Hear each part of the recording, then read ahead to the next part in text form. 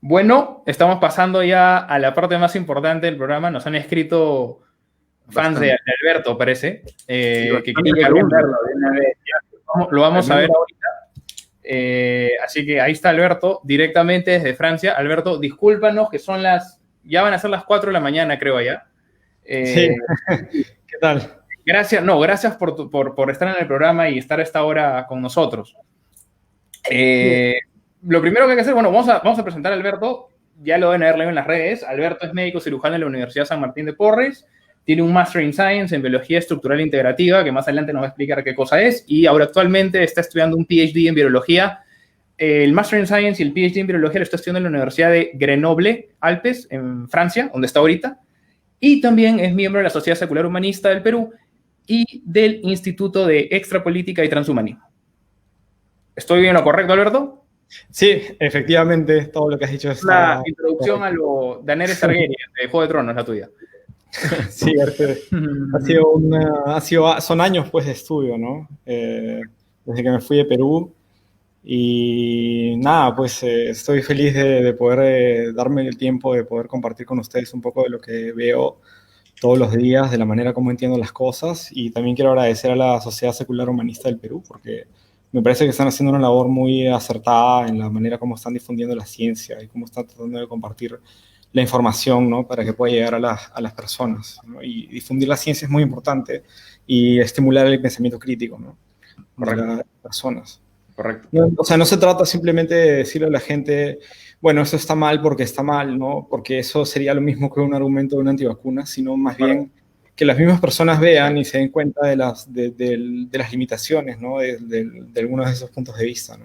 Y que juzguen por sí mismos, ¿no? Al final, uno nunca va a convencer a las personas, pero de repente, por la luz de la razón, podrán ver que realmente esos argumentos no tienen sentido, ¿no? Perfecto. Quique, Sí. Quique va a comenzar con la entrevista. A ver si la primera pregunta es de Quique, justo.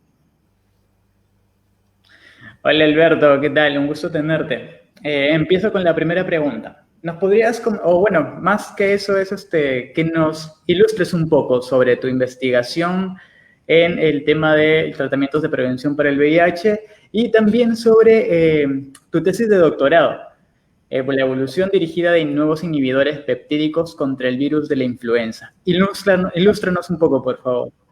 Sí, primero, lo que pasa es que cuando yo terminé mi servicio rural, empecé a trabajar en la ONG Vía Libre y ellos tienen un centro de investigación en Lima, en donde estaban haciendo un estudio de fase 3 para la prevención del VIH a través de un anticuerpo monoclonal y de un anticuerpo retroviral. Eran dos estudios en el que se hacía lo mismo, ¿no? Un estudio doble ciego, randomizado, etcétera, etcétera, con todas las, digamos, todas las reglamentaciones internacionales, ¿no? Que es lo mismo que ha ocurrido, por ejemplo, para las vacunas para el COVID. Y bueno, yo era parte del médico del staff y teníamos que revisar básicamente que los pacientes no tuvieran reacciones adversas a los medicamentos, que no tuvieran ninguna alergia, seguir los eventos adversos, ¿no? Que es, por ejemplo, cuando había un evento adverso grave, había que investigar si es que estaba relacionado con el medicamento o si es que era por otra razón, ¿no? Y es lo mismo que se ve en los reportes, ¿no? A veces, por ejemplo, hay un evento adverso grave y entonces se tiene que parar el estudio para poder investigar cuáles son las causas. Entonces, eso todo es parte de una reglamentación internacional, digamos, que tiene que ver con unos severos controles de calidad para poder aprobar los medicamentos, ¿no? O sea, no es simplemente que una farmacéutica o quien sea, porque sí hace un medicamento y vaya a ser aprobado, ¿no? Sino que tiene que pasar por una serie de reglamentaciones y de auditorías de grupos independientes, ¿no? Y es un trabajo de una gran calidad, ¿no? Y bueno, al final, en realidad, a mí me gustó mucho la manera como se trabajaba y por eso fue que decidí irme al extranjero, ¿no? Me fui a Francia, hice mi maestría en biología estructural, que es básicamente ver cómo están organizadas las proteínas por diferentes maneras, como la microscopía electrónica o a través de la radiación de rayos X ciclotrón, ¿no? Y al final con los cristales, ¿no? Y se pueden ver las estructuras en 3D o resonancia magnética. Hay muchas maneras de resolver las estructuras. Y al final nos ponemos unos lentes en 3D y podemos mirar las estructuras y podemos ver, digamos, cómo funcionan a nivel molecular, a nivel atómico. Podemos ver exactamente cómo están conformadas las proteínas, ¿no?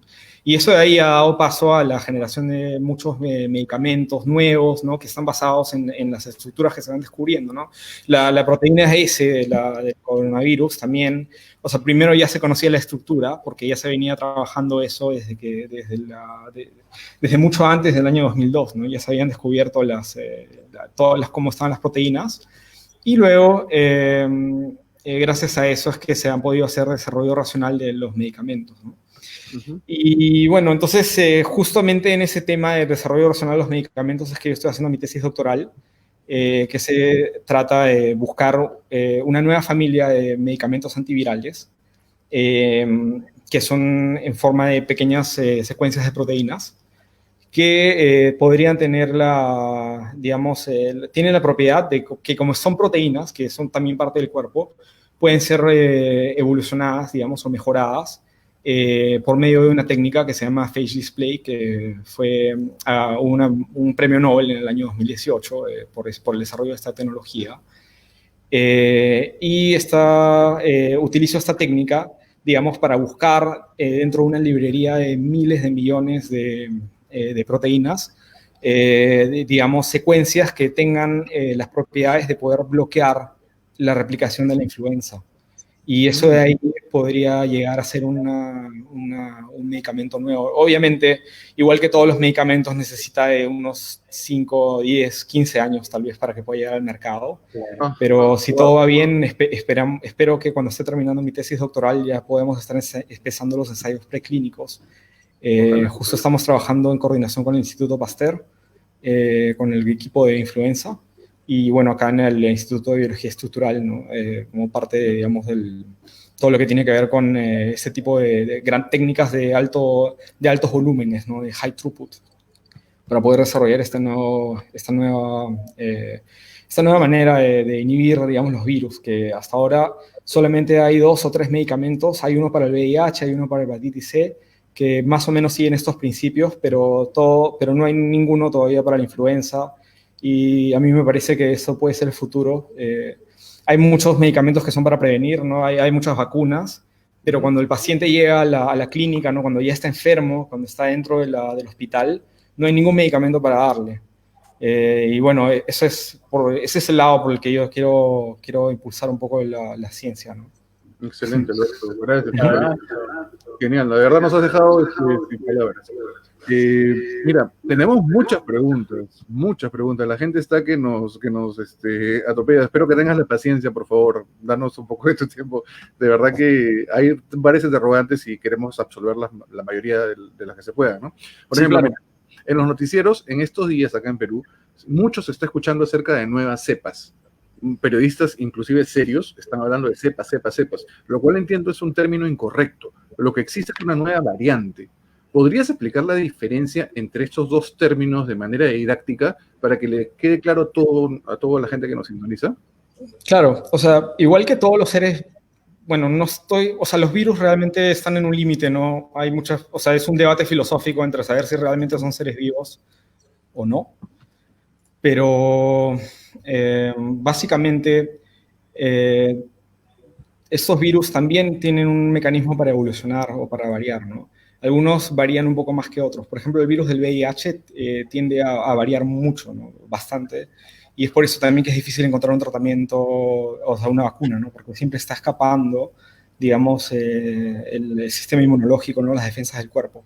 La influenza también es un virus que cambia bastante. Y es lo mismo con el coronavirus, ¿no? El coronavirus varía menos. Y es por eso también que es más fácil encontrar una vacuna y más rápido. Pero también se adapta, ¿no? Un poco más lento, pero también encuentra maneras de adaptarse, ¿no? Encuentra de repente una mutación en una proteína, ¿no? Que lo vuelve hace que se pueda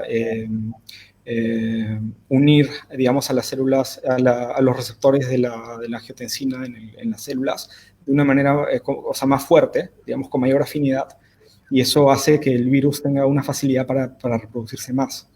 Lo cual Alberto, es una variante, lo cual es una variante, ¿correcto? sí, Una Alberto, variante. Claro, eso es una variante, ¿no? Es simplemente esa evolución, es la teoría de Darwin, ¿no? Pero aplicada a estos virus también. Que Todos, no llega a ser una cepa totalmente. Es una claro. variante.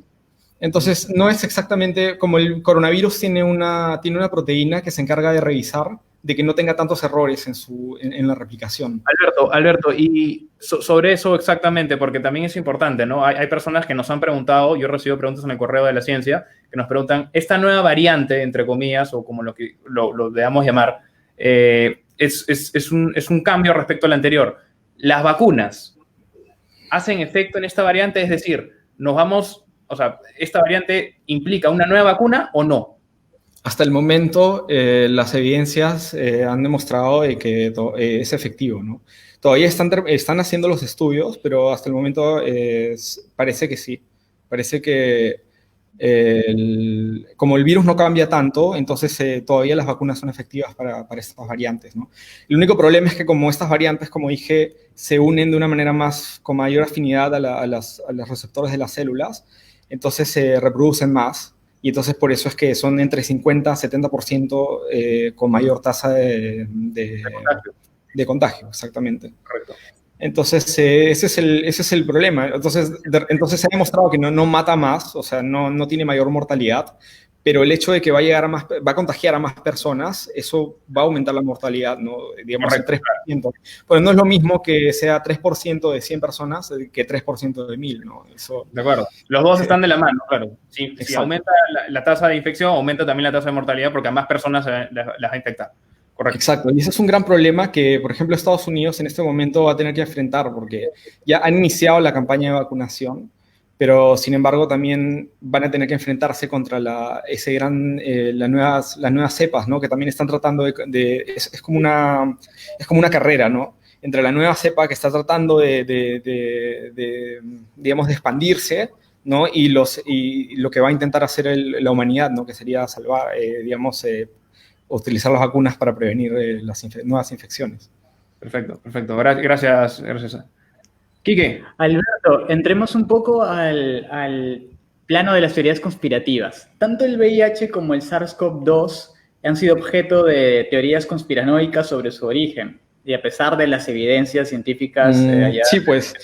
Bueno, eso ahí es difícil de explicarlo, pero por ejemplo, creo que el año pasado ya había salido un estudio donde lo que habían hecho era básicamente, ellos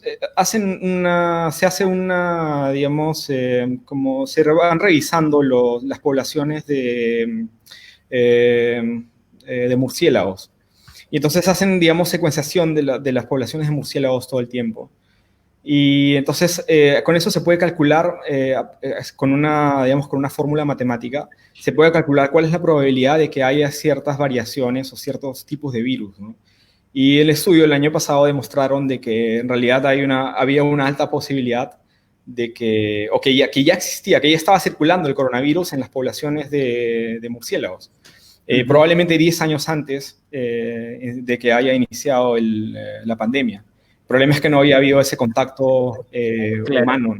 Claro, entonces no había podido saltar, pero de que hay, y es probablemente que haya escondidos dentro de los murciélagos una gran cantidad de nuevos virus que de repente pueden hasta llegar a exterminarnos. No lo sabemos, ¿no? Pero están ahí, están escondidos, digamos, dentro de la naturaleza, ¿no? Y eso se ha demostrado, o sea, son solamente fórmulas matemáticas, ¿no? Es, digamos que un poco complicado de explicar de una manera sencilla, pero, o sea, ya se sabía que existía, o sea, ya estaba ahí el coronavirus, ¿no? Simplemente estaba esperando que hubiera ese contacto, digamos, con una persona para que pasara, ¿no? Y eso de ahí, o sea, llegar a pensar de que eso fue diseñado, yo creo que no hay realmente suficiente tecnología en este momento como para poder hacer eso, ¿no? O sea, si tuviéramos llegar a tener ese dominio, ¿no? de la tecnología, hubiéramos podido hacer muchas cosas mucho más avanzadas, ¿no? Que estar pensando en eso, ¿no? O sea, el único gran problema que hay es realmente el hecho de que se pueda, digamos, reactivar digamos, la viruela, ¿no? Eso es lo único, digamos, como bioterrorismo, que logren reactivar un virus del que nosotros ya no somos inmunes porque la vacunación funcionó, efectivamente, y ahora ya nadie es vacunado contra la viruela desde los años 80, y eso, digamos que esa sería la única cosa que sería posible hacer, ¿no? Como bioterrorismo. pero de ahí a pensar que han podido diseñar un virus desde cero, eso de ahí no... o sea, necesitaría un gran desarrollo tecnológico que no solamente depende de una persona, o sea, no es que solamente un equipo de personas aislados, escondidos, digamos, de toda la humanidad, pueden generar un gran avance tecnológico sin comunicarle a nadie. La ciencia se trata de que yo tengo que hacer un estudio y tengo que comunicar los resultados a las personas, publicarlo en revistas, otras personas lo van a leer y van a continuar ese trabajo, y es como un esfuerzo conjunto de toda la humanidad. Entonces no puede aparecer de un momento a otro digamos, un equipo secreto, ¿no? que estuvo trabajando misteriosamente, porque o sea, demora mucho tiempo en realidad. O sea, solamente producir la proteína demora un mes, digamos, o 3 semanas. O sea, cada pequeño paso que se tiene que hacer en el laboratorio demora una cantidad de tiempo que, o sea, si lo estuviera haciendo totalmente aislado y llegar a ese nivel de avance, requeriría una gran cantidad de personas. O sea, una facilidad de tantos millones de dólares que estarían destinando ¿para qué? Para intentar destruir a la humanidad.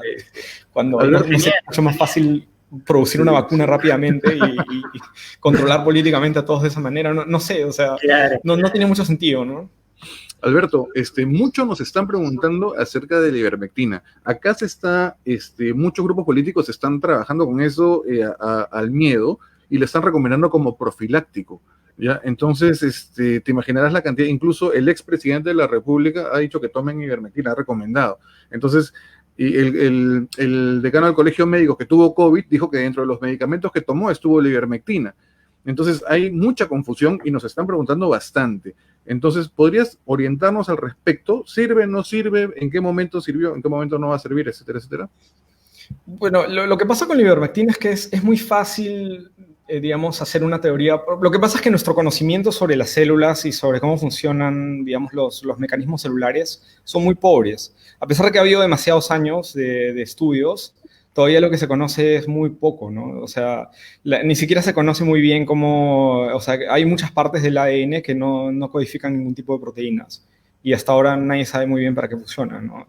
Y, o sea, cuando recién codificaron todo digamos, el genoma humano, pensaban que ya iban a poder resolver todos los problemas del cáncer y todo ya iba a ser una cosa increíble, ¿no? Y al final se dieron cuenta que era más lo que no se conocía que lo que se sabía, ¿no? Y hasta ahora hay muchas grandes interrogantes. Entonces, dentro de esa gran laguna, digamos, de conocimientos, si yo agarro, por ejemplo, y digo, esta proteína acá, que es la importina alfa beta 1, digamos, que es la que se encarga de llevar proteínas adentro del núcleo para que haya la traducción de las proteínas. Y la ivermectina bloquea ese mecanismo. Entonces, de repente podría bloquear, digamos, todos los virus que utilizan ese mecanismo, ¿no? Como el Zika, como el dengue, como la fiebre amarilla, ¿no? Y en realidad de eso de ahí o sea, es muy fácil hacer teorías o justificar cosas de manera biológica, ¿no? Pero luego cuando uno lo va a llevar a la práctica, tiene que ir por ciertos pasos, ¿no? O sea, primero tengo que probarlo en células. Correcto. Y como ya bien explicó Quique, lo probaron en células y se dieron cuenta de que el virus, o sea, para poder inhibir el virus necesitaba 7 veces, ¿no? la cantidad de dosis tolerada por humano. Claro. Entonces, si no ha pasado ni siquiera los estudios celulares, y después de los estudios celulares tienes que probarlo en animales, ¿no?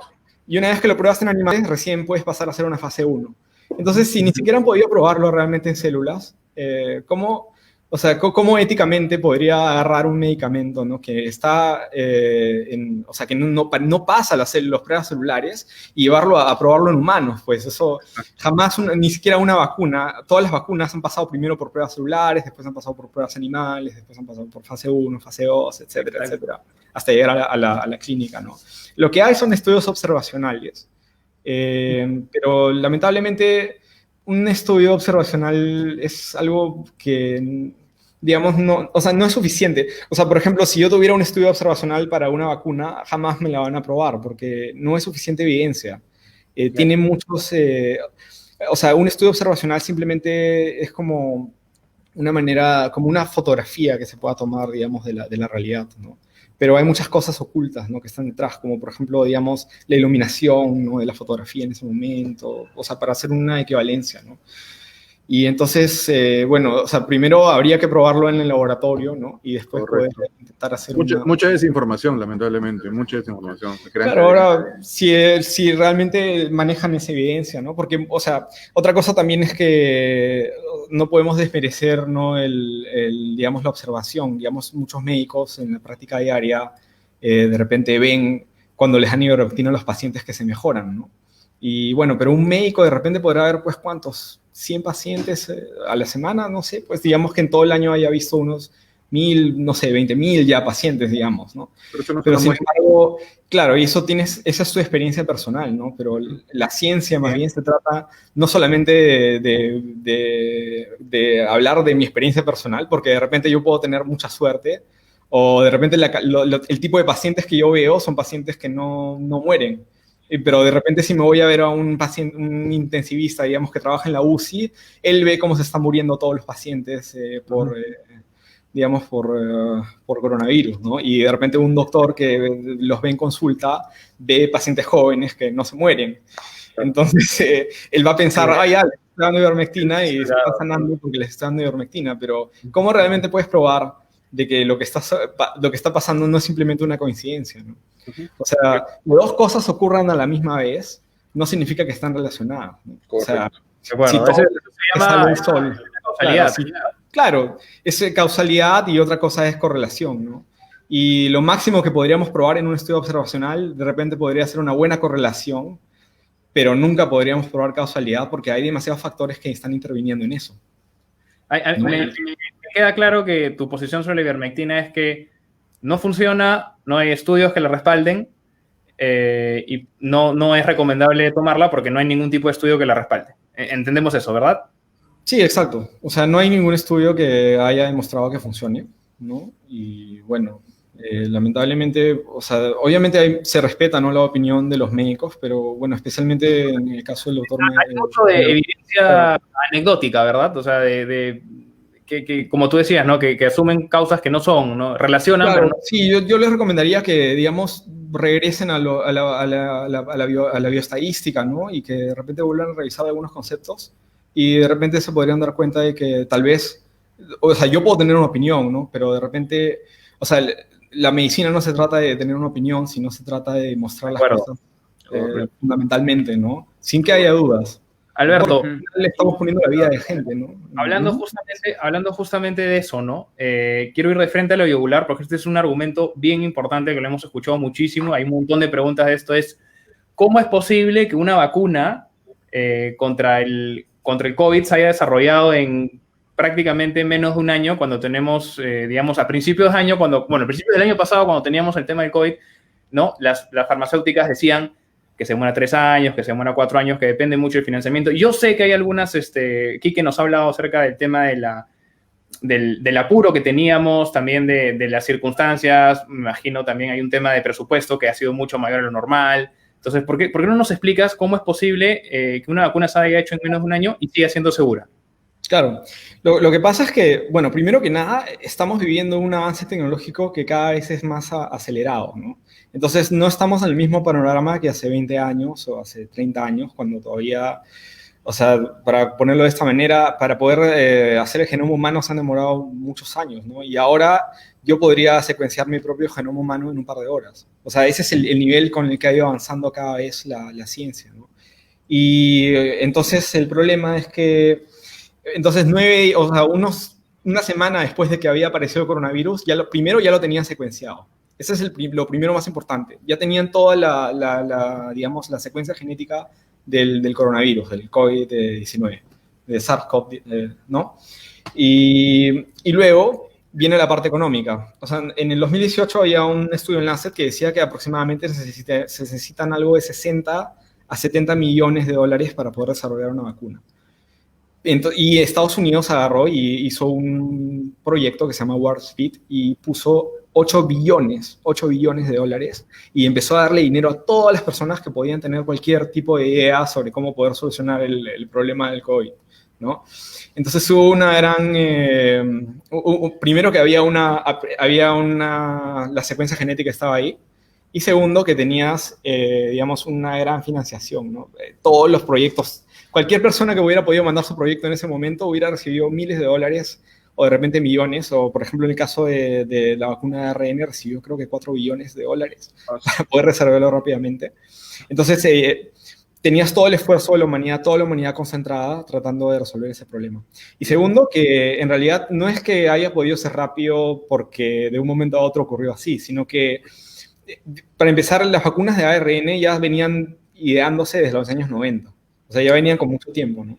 Y se habían estado probando hasta en el año 2012, ¿no? Que habían mejorado la tecnología, porque al comienzo la manera, los ponen en unas pequeñas gotas de grasa, de lípidos, y esas pequeñas gotitas eran un poco tóxicas al comienzo, en los años 90.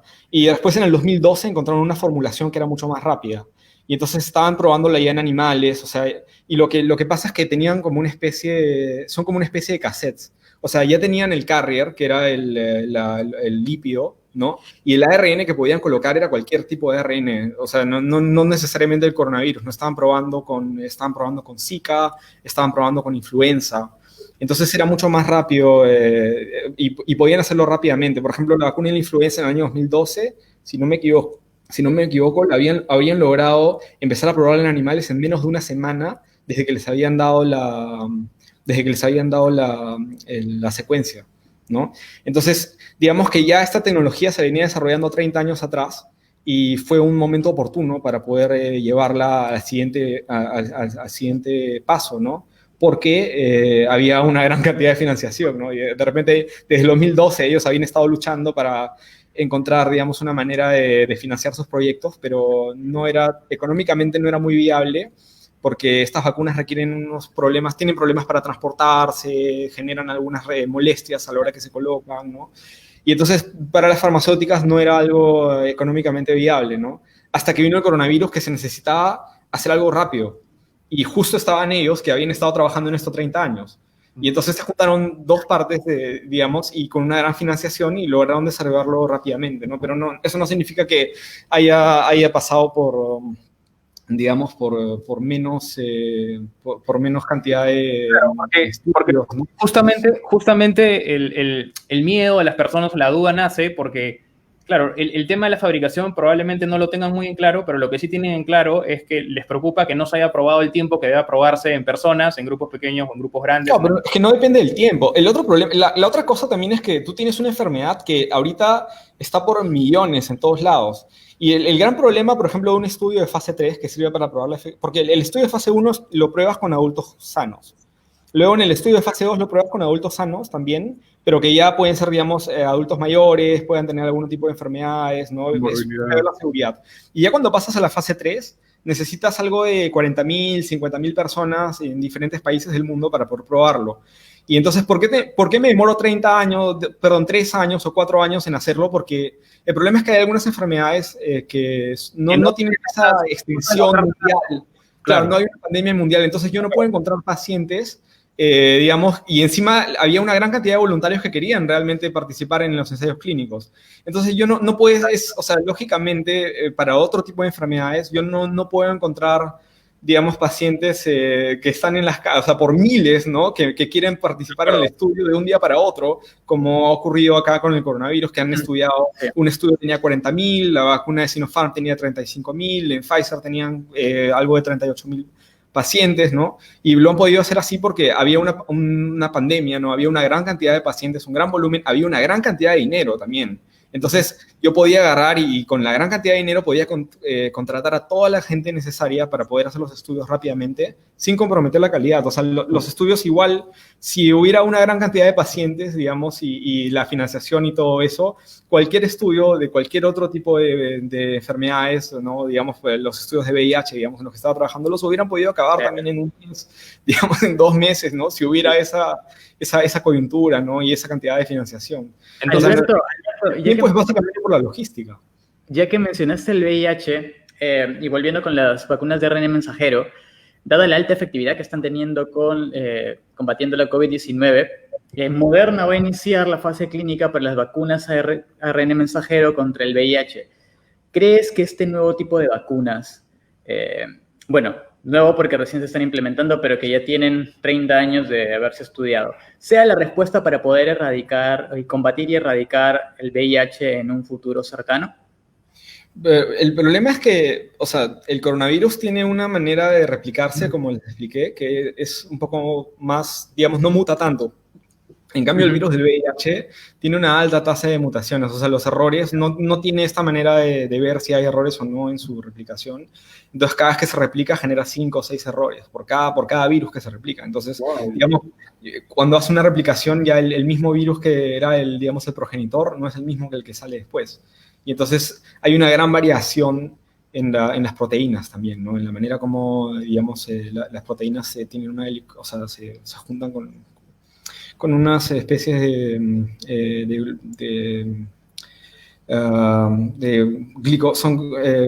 son como glicoproteínas, ¿no? Tienen una cobertura de azúcares especiales, ¿no?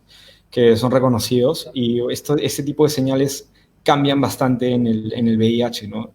Entonces, no es tan sencillo, o sea, porque lo que pasa es que la vacuna de ARN o sea, igual solamente se hizo rápido, pero ya están atrás todas las otras vacunas del modelo tradicional, como la vacuna que va a llegar a Perú, que es la de Sinopharm, es una vacuna de un virus inactivado, pero también funciona. Pero en cambio han tratado de hacer ese tipo de aproximaciones clásicas, digamos, para el VIH, pero no lo han podido lograr hace 30 años porque, o sea, el virus muta demasiado. Entonces, no creo que la vacuna con ARN mensajero realmente vaya a cambiar eso, ¿no? Más bien, la aproximación hay algo que se llama los anticuerpos monoclonales ampliamente neutralizantes, que son, digamos, unos anticuerpos que reconocen unas partes bien generales del VIH que sí han demostrado digamos, que pueden prevenir el VIH, y en mi laboratorio hay un equipo que trabaja en eso. Están tratando de buscar la manera como, a través de diferentes series de dosis de vacunas, estimular a que el cuerpo pueda producir ese tipo de anticuerpos ampliamente neutralizantes, ¿no? Pero a pesar de que son virus, se comportan de manera completamente diferente. Claro, cada virus tiene o sea, pueden ser de ARN, otros tienen ADN, negativo, positivo, segmentado, no segmentado, y cada uno tiene una manera, digamos, específica de comportarse. Los virus que tienen vacunas son básicamente los virus que son más estables, ¿no? Y en el caso de la influenza, por eso hay que vacunarse 2 veces al año, ¿no? O una vez al año, ¿no? Dependiendo del hemisferio, porque cada año está variando, ¿no? Pero en el caso del VIH es una variación que es mucho mayor de lo que... De repente podría diseñar una vacuna que sería específica para un tipo de variante del VIH, pero digamos, de un paciente a otro no es la misma variante, entonces no va a ser efectiva la vacuna. Alberto, justo hablando de las vacunas, nos preguntan mucho por acá por el Facebook, ¿qué tipo de vacuna es la más recomendable o qué vacuna es la mejor? ¿De qué laboratorio? Acá van a venir las de Sinopharm, como tú sabes. La mayoría de las que han comprado en Perú son las de Sinopharm, que tienen una efectividad entre 62 y 80%, si no me equivoco. La de Pfizer tenía 95%. Entonces hay una como desinformación respecto a cuál es la mejor y por qué hemos comprado la que tiene menos rango de funcionamiento, la que tiene menos rango para que nos inmunice ante el COVID, ¿no? Entonces, acá nos preguntan mucho en Facebook ahorita, ¿qué vacuna sería la mejor? Y si puedes dar un laboratorio. En realidad, en este momento no hay tanto como... Así hubiera una vacuna, que no hay ninguna vacuna que sea mejor que la otra, pero así hubiera una vacuna que fuera mejor que la otra, esas vacunas ya están compradas hace mucho tiempo y ya están siendo distribuidas en Estados Unidos, en Inglaterra, en Israel, ¿no? Bueno, por ejemplo, Emiratos Árabes Unidos es la misma vacuna que está siendo distribuida en Emiratos Árabes Unidos, es la misma que va a ser distribuida en Perú. No hay realmente una vacuna que sea mejor que la otra. Todas tienen un mecanismo de funcionamiento diferente nada más y han sido diseñadas por diferentes laboratorios porque obviamente, pues como ha habido una gran financiación, ha habido varios proyectos que han ocurrido a la vez, ¿no? Y al final eso ha logrado que muchas personas... Entonces, al final se trata realmente de cuál es la que puedes conseguir más rápido y cuál es la que puedes dar a la población, porque y efectivamente, imaginemos que hubiera una que fuera mejor, pero no vamos a esperar o no vamos a dejar que la gente siga muriendo, o sea, hay que buscar la que se pueda, ¿no? La más rápida, ¿no? Y al final, si hay una diferencia de efectividad de 10%, eso no va a cambiar en nada, ¿no? Al final, o sea, lo que necesitas es que haya una amplia cobertura de la población para que sea efectiva. Más del 50%. Tiene que ser más del 50%, básicamente, ¿no? Alberto, justamente sobre lo que estabas hablando, ¿no? Sobre el tema de las vacunas.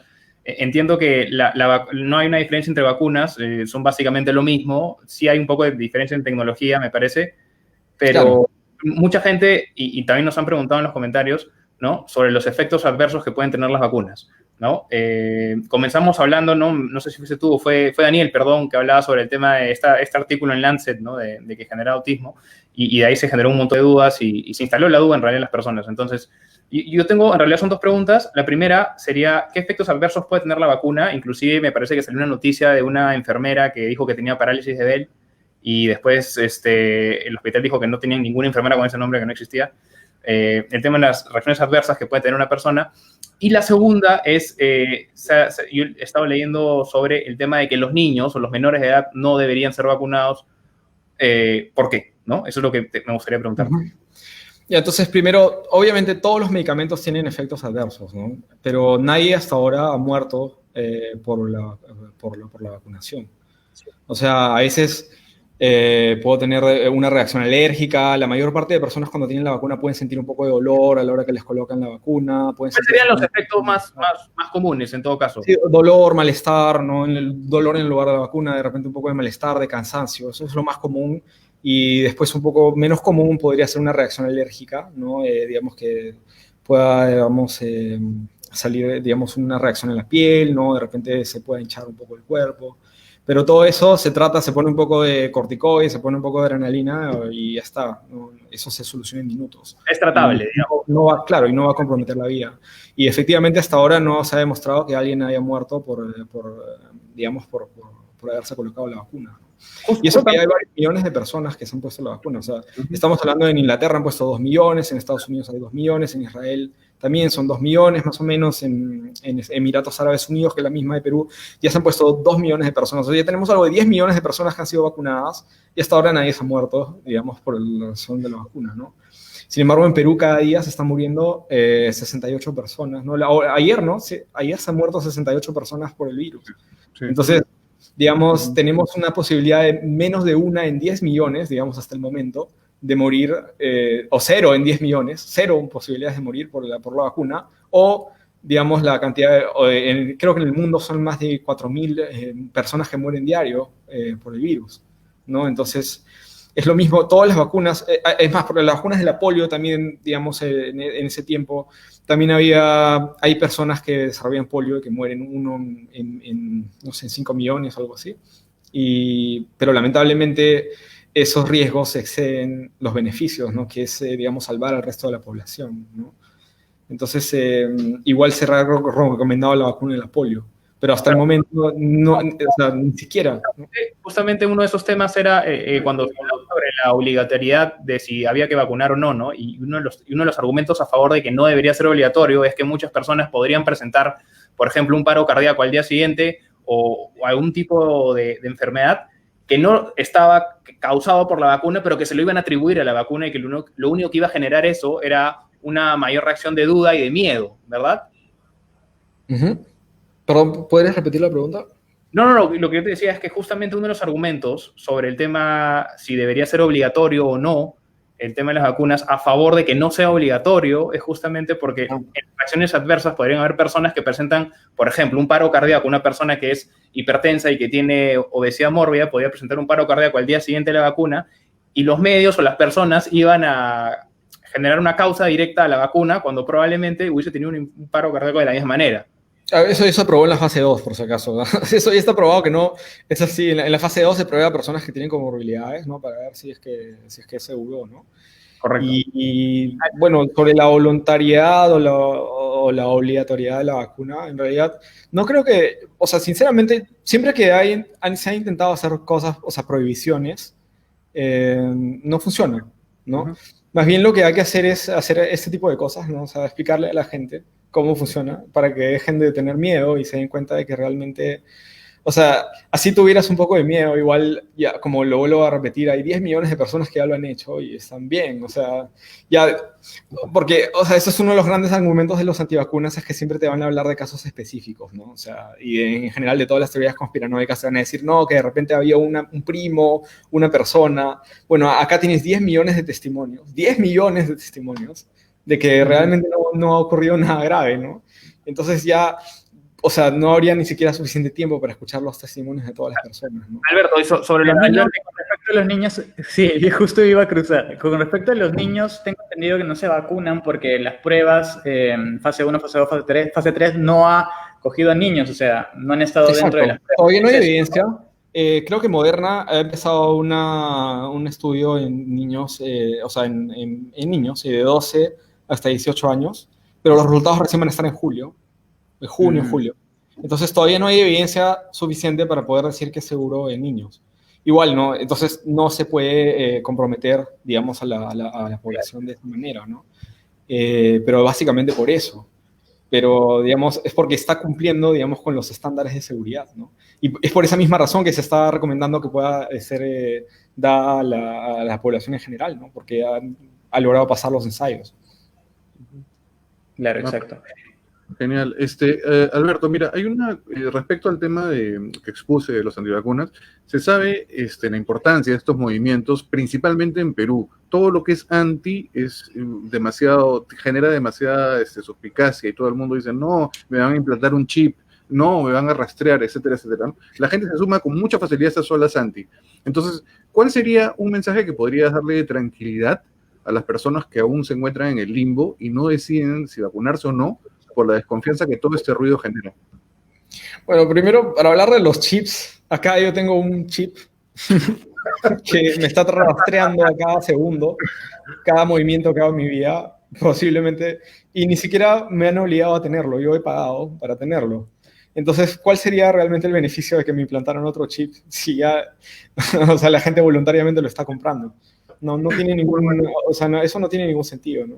Ni siquiera hay suficiente tecnología. Sería increíble si podría haber ese tipo de tecnología, ¿no? Las agujas para las agujas para colocar un chip pues serían gigantes, ¿no? No esas pequeñas agujitas que son para colocar, ¿no? O por las agujas para los implantes, ¿no? Que son muy grandes, ¿no? Tú puedes dar la confianza entonces a la gente que la vacuna es segura al momento y que no se van a convertir en reptiles, por ejemplo, o que no van a mutar, no van a dejar de ser seres humanos, sino que van a salvar. Claro, no, especialmente hablando de la vacuna que va a ir al Perú, que es la vacuna de Sinopharm, es una vacuna de un virus inactivado, o sea, es un virus muerto, que o sea, está muerto, no hay manera de que pueda reactivarse, digamos, ¿no? Ahora, eso tiene o sea, tiene sus pros y sus contras, ¿no?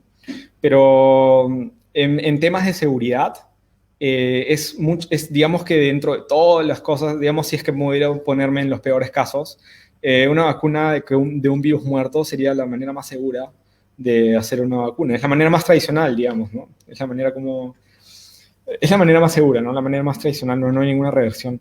Ahora, otra cosa es que por ahí había escuchado una pregunta había leído una pregunta que es sobre si es que podía parar la transmisión o no. Y la verdad es que no hay estudios suficientes todavía, porque lo que han estudiado lo que han hecho en los estudios clínicos ha sido ver si es que los pacientes desarrollaban síntomas o no, o si tenían enfermedad grave o no, pero no si es que continuaban transmitiendo la enfermedad. Hay un estudio, creo que es no estoy seguro si es de Sinopharm, pero que sí están haciendo este tipo de vigilancia, pero todavía no han publicado los resultados.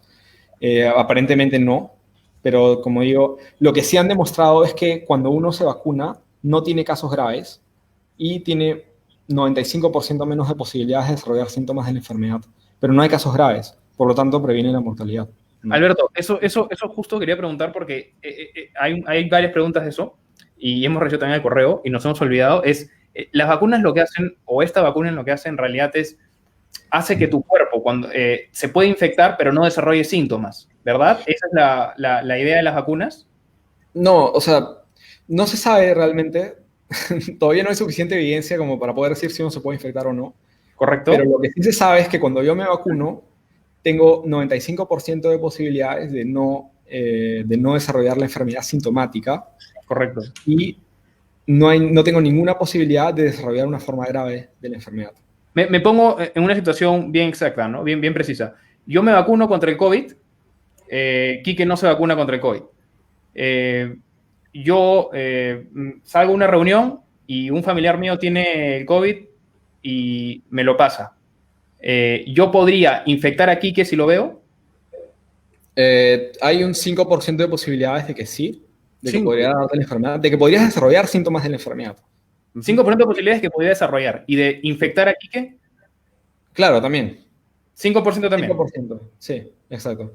Pero no, si estás vacunado, no podría, o sea, no te daría ninguna forma grave de la enfermedad. O sea, no terminarías intubado, no estarías en UCI y no te vas a morir si es que has recibido la vacuna. Eso es lo que se ha demostrado hasta ahora con las evidencias. Correcto. ¿No? Ahora, eso también significa, claro, entonces si solamente yo me vacuno, también todavía puede continuar el ciclo de la enfermedad. Y por eso es que la gente se tiene que seguir cuidando. Correcto. Claro. A eso quería llegar. Eso es importante. Hasta que cumpla la cuota de vacunación, que tiene que sobrepasar algo de 70-80% de la población, para que realmente sea efectivo, digamos, a nivel social, ¿no? Claro, es importante entender que cuando inicie la campaña de vacunación no significa que todo se va a solucionar. Igual hay que seguir cuidándonos, igual hay que adoptar medidas. Claro, es probable, es lo mismo, lo que pasa es que los coronavirus, o sea, hay coronavirus, el 30% de las gripes comunes están causadas por coronavirus. Y tienen una manera, o sea, lo que pasa es que son tan complejos los coronavirus en la manera como, digamos, las proteínas que tiene, digamos, estructurales, que fue las que habló Kike al comienzo, son solamente 4. Pero adentro, o sea, una vez que ingresa a la célula, produce algo de 16 proteínas no estructurales que se encargan de toda la replicación y se encargan de ensamblar el virus y de secretarlo al exterior, ¿no? Y todavía no se conoce muy bien cómo funcionan todos esos mecanismos, ¿no? A pesar de que los coronavirus se conocen desde el año 30, todavía no hay suficiente, o sea, todavía somos muy ignorantes en ese tipo de cosas, ¿no? Entonces, realmente no se pueden tener, o sea, se tiene que hablar realmente con evidencia que hay, ¿no? O sea, lo que es observado, ¿no? Solamente tienes dos grupos, ¿no? A un grupo le das la vacuna, al otro grupo no le das la vacuna, y entonces, por ejemplo, en el caso de Moderna, los que no les dieron la vacuna se enfermaron 185 y se murieron 3. No, hicieron 3 la enfermedad grave y uno se murió. Y en el grupo que les dieron la vacuna, se enfermaron 11, ninguno desarrolló la enfermedad grave y ninguno se murió. Entonces, si yo divido 185 entre 11, me da 0.95. Y eso es como estoy diciendo que es 95% efectiva la vacuna. Eso, o sea, no es una cosa, digamos, tan abstracta, ¿no? Simplemente es tener cuidado de que estás haciendo las mediciones y al final simplemente divides un valor entre el otro y tienes la efectividad de la vacuna, así de sencillo. La ciencia no es difícil, ¿no? Simplemente es hacer las cosas, digamos, con cierto cuidado para evitar, digamos, de que haya otros factores que puedan intervenir, ¿no? Y que puedan hacer que tu resultado te pueda hacer pensar que es algo que no es, ¿no? Pero si estás seguro de que todo lo que has hecho lo has hecho con calidad, puedes llegar a conclusiones así de sencillas, ¿no? Genial, Alberto. Para cerrar con esta última pregunta, al igual que la vacuna de ARN mensajero, en la naturaleza o naturalmente los virus nos inyectan ARN a montones cuando nos infectan y no nos han modificado el ADN. ¿Piensas que esta es podría ser el argumento más fuerte contra la desinformación que hay respecto a que a este tipo de vacunas especialmente nos va a modificar el ADN? Bueno, o sea, para modificar el ADN necesitas, como ya lo habías mencionado antes, necesitas otro tipo de proteínas, ¿no? Que puedan insertar digamos, como en el VIH, por ejemplo, cuando yo me infecto, el virus tiene unas proteínas que insertan, digamos, el ADN del virus o sea, el código genético del virus en el virus, o sea, en el genoma humano, ¿no? En ciertas células. Por eso es que una vez que se infecta no puede eliminar el virus, ¿no? Eso ya ocurre naturalmente, ¿no? En el caso de un solo ARN mensajero no se puede porque necesitaría toda esa maquinaria, todas esas otras proteínas que se encargan de llevar el virus. O sea, a pesar de que se sabe más o menos cómo funciona, no se sabe, o sea, no se tiene muy claro realmente cómo funciona, ¿no? O sea, de repente conocemos pues la superficie nada más de lo que realmente es, ¿no? Y, o sea, tenemos que hablar, o sea, siempre en ciencia uno tiene que ser muy objetivo, ¿no? Simplemente describir lo que uno ve, ¿no? Y no, puedes hacer algunas ideas, ¿no? Algunas conjeturas, ¿no? En tu discusión, ¿no? Hacer algunos modelos, algunas teorías, pero realmente al final lo que realmente sabemos a ciencia cierta es muy poco, ¿no? Pero a pesar de eso encontramos resultados, ¿no? Encontramos buenos resultados. O sea, es probable que el coronavirus, o sea, para empezar, la vacuna del ARN parece que, o sea, hasta ahora solamente han dicho que va a durar la inmunización, o sea, la protección dura al menos un año, pero no hay evidencia de que va a durar más tiempo, ¿no? Pero también o sea, justo lo que quería decir es que son o sea, hay cuatro coronavirus que están circulando generando la gripe común, pero una vez que se establecen, digamos, en la población, ya no es necesario que continúen las vacunaciones. O sea, solamente la vacunación ahora es necesaria para poder frenar la pandemia. Y una vez que se establezca esta inmunidad generalizada, la mortalidad y toda la transmisión por coronavirus es posible que vaya a disminuir también, ¿no? Entonces, no es necesario o sea, no significa que porque nos hemos vacunado una vez, todos los años nos vamos a tener que vacunar, ¿no? O sea, lo han publicado hoy día, si no me equivoco, salió un estudio, o hace 2 días ha salido un estudio en Nature hablando sobre eso, ¿no? Sobre esa observación. Correcto, Alberto. Creo que ha sido bastante didáctico, bastante claro. Creo que hemos respondido la mayoría, si no todas, las preguntas que nos han hecho. Si se nos queda alguna pregunta, también escríbanos al Facebook para poder responderla. Y ojalá tengamos a Alberto en otra ocasión porque me parece que ha ilustrado muchísimo al público y a nosotros también. Algo que quiero recalcar es qué importante es cuando una persona que es especialista en un tema te dice, no sabemos tanto, ¿no? Eso a mí me parece importante porque es un buen punto de comparación con otras cosas. Y yo no quiero entrar en religión, pero, digamos, no sabemos. Y es importante admitir que no sabemos todo, ¿verdad? Eso a mí me parece muy importante. De eso se trata la ciencia. O sea, la ciencia se trata de admitir de que no sabemos cosas y que hay muchas cosas por descubrir. Y es ponernos en esa posición de humildad, ¿no? Porque yo creo que tal vez, o sea, cuando uno quiere de repente poner su autoridad, ¿no? Decir no, de repente... Pero la verdad es que nadie tiene la verdad en las manos, ¿no? Y de repente algo que pueda pensar que sé que es una verdad hoy, de repente mañana podrá ser demostrada como mentira, ¿no? O que de repente era algo que no era así, ¿no? Como muchas cosas que de repente vemos en el pasado y nos da risa, ¿no? Y que ahora son cosas que son contra comunes, pero así la ciencia va a continuar avanzando, pero la ciencia solamente va a avanzar mientras que nosotros admitamos de que somos ignorantes, ¿no? Partimos de esto, eso es bien importante. Gracias, Alberto, por tu tiempo. No sé qué hora es por allá. Ya no sé. Ya. Y ya te quedas de corrido. Sí. Muchísimas gracias, Alberto. Ahí vas a estar en stand-by, ahí después conversamos un ratito para hacerte bien el tema.